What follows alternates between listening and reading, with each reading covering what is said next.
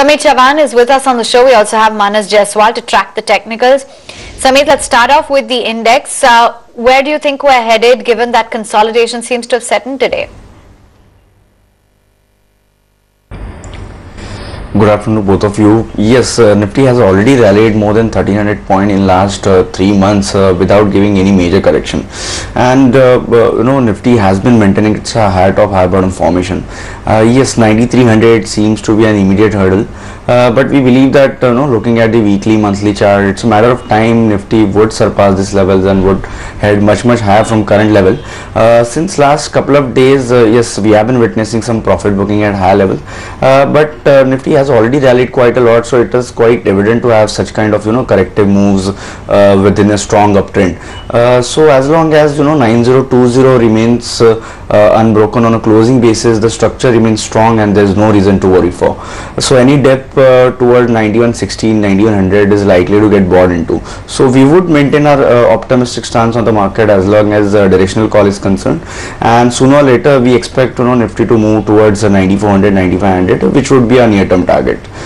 So one should trade with a positive bias, rather than getting carried away by such kind of pessimistic moves. It is quite likely that we would see such kind of corrective moves or consolidation phase. Okay, Manas, let's get in your thoughts as well. What's the analysis on the frontline index today? See, for last 5-6 trading sessions, Nifty was facing a lot of resistance near to 9250. And on Friday it broke the support of 9200 on the intraday chart. So I am expecting a correction because on the daily chart oscillators are showing negative crossover, RSI is showing negative divergence.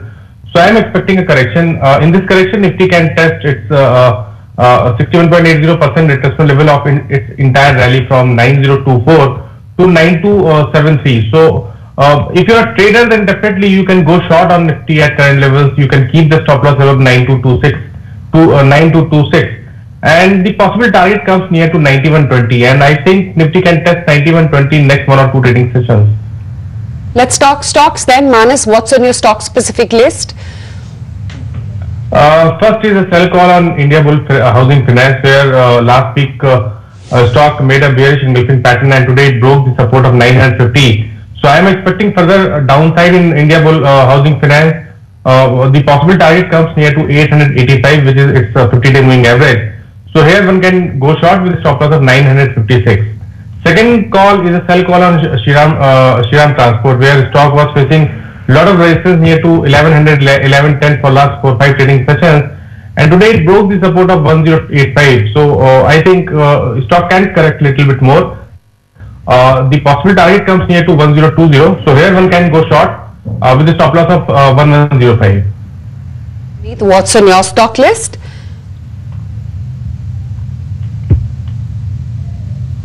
Quite strong, as I said, we are quite upbeat on the market, hence we don't want to catch such kind of intermediate corrective moves. We would like to stay with the flow.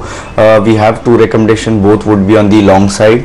First one would be from automobile space, Bajaj Auto. In last 2 to 3 day trading sessions, we have already seen a decent recovery from lower levels.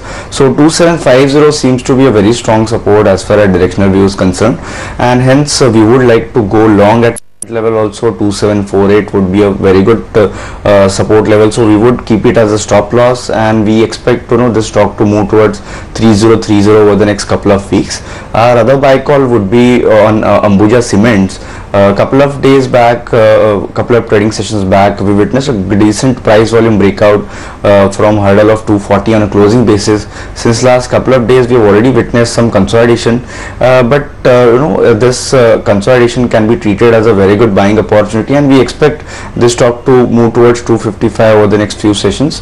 Stop loss can be placed around 235. Okay, there you have it. Lots of ideas to watch out for on the technical charts, but let's get in those movers and shakers. Mubina here joins in with a list, and Mubina, let's talk about Divi's first up. Well, from the pharma space, Divi's Labs is seeing some very strong recovery coming in after there are more products that have actually been exempted, which are manufactured in Vizag 2 unit, that are exempted from the import alert. Just a reminder, on 22nd of March, the US FDA had issued an import alert on the Vizag unit of Divi's Laboratories, but subsequently, because of the lack of drugs in the US and because of the urgency of the same, US FDA had exempted about 10 products from the import alert earlier. And yes, over the weekend, Divi's Laboratories came out with another press release saying that they have exempted a few more products as well from the import alert. So that's why investors are giving Divi's Labs a thumbs up. Okay, that's the word coming in on Divi's. Let's get in a view from Manas on this one. Manas, what is it that you've made of this big relief rally that one's seeing on Divi's today? See, for last 8-9 trading sessions, the stock was taking support near to 618, 615. And today it bounced back sharply, broke this resistance of 644, and you may see some more upside. The possible target comes near to 670. But the overall structure is quite weak. I think on any bounce back, one should exit from the long position, because if you're talking about medium term, I am still bearish on Divi's Lab. Possible target comes near to 600, 575. So any bounce back near to 670, I think one should exit from the long position. Thanks for that. Let's move right on and chat a little bit about a real estate counter, Sobha and Focus. Well, yes, after, the 2 days that we saw where Sobha Limited really ran up quite a bit, we are seeing some profit booking coming in on the counter, because on Friday we had the promoter, Sobha Menon, selling about 40 lakh shares in that counter at about 414.9 rupees per share. In fact, today it is the one sold stock, or rather, one of the stocks that's actually dragging down the Nifty Realty Index, and that's the reason why you're seeing the Realty Index actually crack and tail after stellar outperformance since the last couple of sessions. Sobha is one of the top losers on the Nifty Realty Index. Okay, the call in Shobha then. And Sumit, what's your take on Shobha, or for that matter, any of the other realty names? Yes, see, as far as the levels for Sobha is concerned, it has already given a 2 years breakout from its resistance of 340 couple of weeks back, and since then it's been just moving higher. Today we have witnessed a decent corrective move, but if you look at the broader degree charts, the trend seems to be quite strong, and earlier resistance of 340 is now likely to act as a very strong support. So any minor dip towards 370, 365 would be a very good buying opportunity. With a directional view, 340, 338 seems to be a very strong support. So one can look to go long around 370, 365 by keeping a strict stop loss somewhere around 337 on a closing basis. And looking at the weekly monthly chart, we expect this stock to resume its uptrend quite soon, and we expect this stock to surpass 410, 415. So one can go long around 370, 365, keeping a stop loss at 337, and near term target would be around 410, 415. Okay, let's move right on. And what's the final mover on the list, Mubina? Well, it's Bhushan Steel actually. That counter is rallying today after reports suggest that the company is finally getting ready for S4A, the launch of it.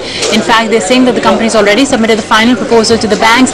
ICICI Bank and PNB, of course, SBI and PNB being the lead bankers of the consortium. Remember that Bhushan Steel, of course, has this mammoth debt that's lying on its books, and in the attempt to actually restructure its operations, it has opted for the S4A, and now it's in the final stages, and a neat double-digit move coming in on Bhushan Steel. Okay, Mubina, thanks for running us through the list of movers and shakers. A quick call, Samit, have you had a look at the charts of Bhushan Steel? See, honestly, since last 1.5 years, we have not been actively participating in this particular stock, but looking at today's move, it looks quite encouraging.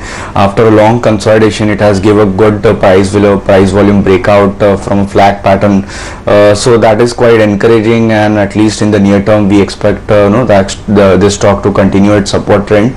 Immediate levels to watch out for would be 75 to 80 in Bhushan Steel, and now any minor dip towards 60, 62 is likely to get bought into. So at least in the near term, chart structure looks quite positive, and we expect this upward trend to extend at least for next couple of weeks time. Okay, let's take in some queries then. And C. Sharma joins us on the phone line from Jaipur. Mr. Sharma, afternoon. What is your question? Good afternoon. I am Chakrapani Sharma from Jaipur. I had Balkrishna Industries. Okay. 50 shares. I took at the rate of 1416, 1416. Okay. So what to do now? I was expecting that this is a tire share and tire shares are going high. Other tire shares are increasing, but this is where it is. But rather it is decreased. So please suggest me. I can hold it for 2 months. Okay, I'm glad you said that you are looking at stretching your time horizon from beyond 1 month. What is your sense, Manas? Does it seem that, or rather Samit, let me get you on in this question. Does it seem like in the next 2 months he could actually recover the loss? Because he's also bought it at the top at 14, 16 levels. Balkrishna, that is.